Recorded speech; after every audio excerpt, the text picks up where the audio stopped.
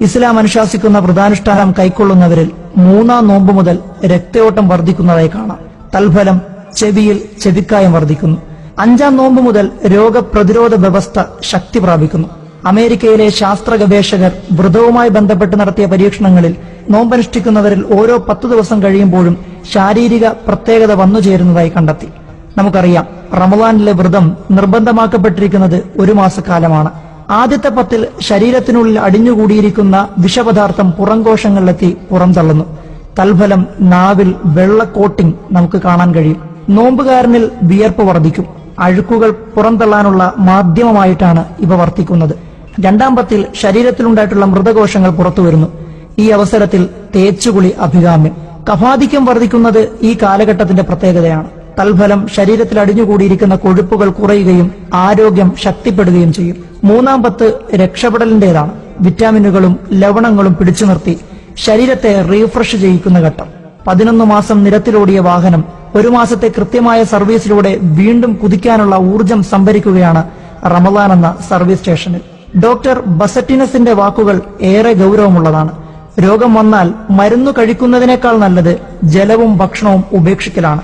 ഇതുതന്നെയാണ് വ്രതാനുഷ്ഠാനത്തിലൂടെ സംഭവിക്കുന്നത്. നോമ്പനുഷ്ഠിക്കുന്നവൻ പാലിക്കേണ്ട ചില ദിനചര്യകളുണ്ട്. പ്രഭാതത്തിന് മുമ്പ് നാം കഴിക്കുന്ന ഇടയത്താഴത്തിൽ കാരക്കയാണ് അഭികാമ്യം. ഇല്ലെങ്കിൽ ഈത്തപ്പഴം. ചോറും എരിവുള്ള പച്ചക്കറികളും നല്ലത് തന്നെ. ചായ മാറ്റി നിർത്തപ്പെടേണ്ടതാണ്. തേയിലയുടെ ഉപയോഗം യൂറിൻ കൂടുതൽ ഉൽപ്പാദിപ്പിക്കാൻ പ്രേരണയാവും. തൽഫലം നിർജ്ജലീകരണവും ധാതു ലവണ നഷ്ടങ്ങളും സംഭവിക്കുന്നു. നോമ്പുകാരന് ക്ഷീണം വർദ്ധിക്കാൻ ഇത് കാരണമാകും. വിശപ്പിന്റെ വിലയറിയാൻ കൂടിയാണ് റമദാനിലെ വ്രതാനുഷ്ഠാനം. നോമ്പുതുറകൾ മാതൃകാപരമാകണം. വ്യത്യസ്ത സംഘടനകളാൽ ഇന്ന് നടത്തപ്പെടുന്ന ഇഫ്താറുകൾ ജാതി മതഭേദമന്യേ മനുഷ്യ മനസ്സുകളെ കോർത്തിണക്കി മാനവികതയെ ഉണർത്താൻ പര്യാപ്തമാകുന്നു എന്നത് സന്തോഷം നൽകുന്നവയാണ്. ഏത് സൽക്കാരത്തിന്റെ പേരിലാണെങ്കിലും ധൂർത്തുകൾ തുടച്ചു മാറ്റപ്പെടേണ്ടത് തന്നെ. വിശപ്പിന്റെ വിളിയറിയേണ്ട മാസം പലചരക്കുകടയിലെ ബിൽ വർദ്ധിക്കുന്നത് ശുഭസൂചനയല്ല നൽകുന്നത്.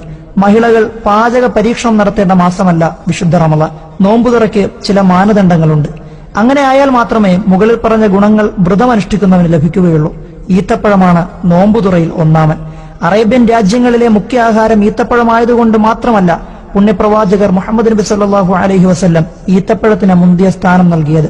ശാസ്ത്രലോകം പറയുന്നു, carbohydrate, vitamin, minerals, protein, fat, ജലം എന്നിവയടങ്ങിയ പ്രമേഹത്തെ നിയന്ത്രിക്കുന്ന നാരുകളാൽ സമൃദ്ധമായ ആന്റി ഓക്സിഡന്റുകൾ ധാരാളമുള്ള ഒരേയൊരു ഫലമാണ് ഈത്തപ്പഴം. ഈത്തപ്പഴം ഇല്ലാത്ത ഘട്ടത്തിൽ കാരക്കയും പിന്നീട് ജലവും പ്രാധാന്യം നൽകേണ്ടതാണ്.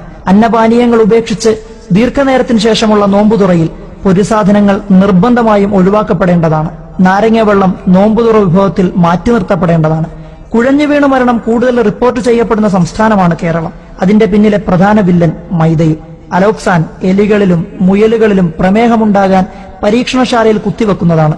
ഇവയുടെ സാന്നിധ്യം മൈദയിലുണ്ട് എന്ന് പുതുകാല വാർത്തകൾ നമ്മെ കണ്ണു തുറപ്പിക്കേണ്ടതുണ്ട്.